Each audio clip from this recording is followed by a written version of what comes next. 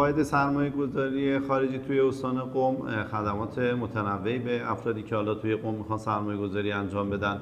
از جمله اقامت‌هایی که میتونن افراد داشته باشن طبق ماده 35 قانون حمایت از سرمایه‌گذاری خارجی، مشوق‌های مالیاتی که ما توی قسمت سرمایه‌گذاری بهشون میدیم، گرفتن مجوزها در ارتباط با دستگاه‌ها و ادارات دولتی هست که توی قم میتونن افرادی که به عنوان سرمایه‌گذار وارد میشن